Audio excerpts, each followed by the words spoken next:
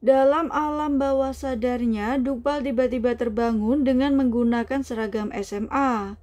Dia juga bertemu dengan Yihon. Nah, Yihon mengatakan kepada Dukpal bahwa semuanya akan sia-sia. Tetapi Dukpal masih bersikeras bahwa dia akan membalas semua teman-temannya. Dukpal juga mengatakan bahwa Yihon bisa kembali saat semuanya sudah selesai. Tetapi tiba-tiba Yihon menghilang. Saat terbangun, Yihon kemudian melihat Sekyung datang. Karena melihat Yihon terluka, Sekyung menawarkan bantuan dan membawanya ke UKS. Akhirnya mereka berdua pun datang ke UKS. Yihon masih tidak percaya bahwa dia kalah dari Jaemin. Sekyung kemudian mengobati luka tangan Yihon. Tentu saja dia sangat kesakitan. Sekyung masih penasaran bahwa Yihon yang sekarang bukanlah Yihon yang dulu. Dia juga mengubah gaya rambutnya. Sekyung mengatakan bahwa sebelumnya mereka berdua bersahabat. Tentu saja Yihon sangat kaget dan dia mengaku bahwa dirinya lupa ingatan. Namun ternyata Sekyung membohonginya. Mereka tidak pernah berteman. Sekyung hanya penasaran siapakah Yihon yang sekarang.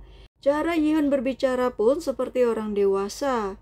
Karena gugup, akhirnya Yihon mengatakan bahwa sebenarnya dia lebih tua dari Sekyung. Nah, kemudian Jaemin dan juga teman-temannya masih tidak percaya bahwa Yihon sudah berubah. Mereka seperti tidak melihat Yihon yang sebelumnya. Yihon akhirnya kembali ke kelas. Dia melihat teman sebangkunya yang mempunyai pulpen warna-warni. Yihon ingin membelinya dan dia pun ingin ikut mereka bertiga membeli alat tulis. Saat pulang, Yihon pun meminta 3 temannya untuk naik mobil bersama dia.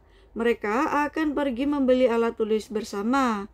Namun sebelumnya, Yihon akan mentraktir mereka bertiga untuk makan. Tentu saja ketiga temannya itu sangat senang. Yihon meminta mereka makan sampai kenyang. Kemudian dia pun membayar semua makanan tersebut. Nah, keesokan harinya, Yihon akhirnya mendapatkan semua pulpen yang dia inginkan. Saat pelajaran olahraga, Yihon berhasil memukau semua temannya karena dia berhasil melompat dengan indah. Tak hanya itu, Sekyung juga tidak percaya apa yang sudah dilakukan oleh Yihon.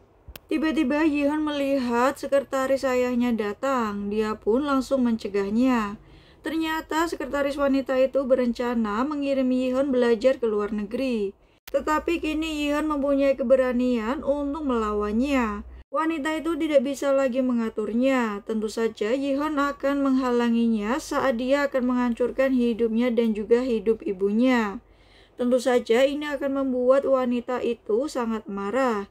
Tapi ternyata dia mempunyai rencana lain. Karena semakin penasaran, Sekyung duduk di sebelah Yihon. Dia pun mulai curiga siapakah Yihon sebenarnya. Dia juga bertanya siapakah nama aslinya. Tentu saja itu membuat Yihon sangat kaget, karena Sekyung sangat berusaha keras untuk mencari tahu. Nah, saat pulang ke rumah, Yihon tidak bisa mengerjakan soal matematika. Dia kemudian meminta bantuan Sekyung dengan cara mengirimkan foto tersebut. Kemudian Sekyung menerima pesan dari Yihon dan mengerjakan apa yang diminta Yihon. Semuanya mudah bagi Sekyung karena dia adalah anak yang pintar. Namun apa yang dibalas oleh Yihon, dia hanya mengucapkan selamat malam. Nah, Sekyung kemudian tidur. Ternyata dia bermimpi ketika Yihon terakhir kali datang ke rumahnya dan akan mengungkap sikap aslinya. Karena tubuh asli Yihon lemah, Dukpal akhirnya melatih fisiknya. Dia terus berolahraga untuk meningkatkan staminanya. Saat berendam, ada 2 orang pria yang terlihat meremehkannya. Yihon akhirnya memanggil pria tersebut. Ternyata mereka adalah geng baru anak buah Dongso. Yihon kesal dan membuat pria itu kesakitan. Akhirnya saat pulang, Yihon memberikan uang kepada 2 pria tersebut. Kemudian Jongchul terlihat datang dengan membawa Jaemin dan juga teman-temannya. Semua menunduk ketika Dongsu datang, tetapi Jaemin terlihat sangat kaget ketika melihat Yihon dari kejauhan. Saat Yihon pulang, ternyata Sekyung datang ke rumahnya. Tak lama kemudian terdengar suara keributan yang ternyata adalah ibu Yihon yang sedang mabuk. Dia pun langsung menghampirinya. Sementara itu, Sekyung diam-diam pergi ke kamar Yihon dan mencari sesuatu. Dia membuka semua lemari di kamar tersebut. Namun ternyata Yihon mengetahui semua apa yang dilakukan oleh Sekyung. Yihon pun berusaha untuk memancing Sekyung. Kemudian Sekyung terlihat marah dan bertanya apa yang terjadi kepada Yihon saat malam setelah dia pulang dari rumahnya. Yihon kemudian memberitahu Sekyung bahwa setelah pulang dari rumahnya, Yihon melompat dari jembatan. Tiba-tiba terdengar suara keributan. Ternyata itu adalah ibu Yihon yang sedang mengamuk karena semua alkoholnya telah disingkirkan. Dia juga mengatakan menyesal telah melahirkan Yihon, karena cita-citanya yaitu menjadi seorang aktris. Yihon pun berhasil menenangkan ibunya. Sementara itu, Sekyung menemukan bekas rambut Yihon. Nah, saat Sekyung akan pulang, Yihon mengajaknya untuk mencari udara segar.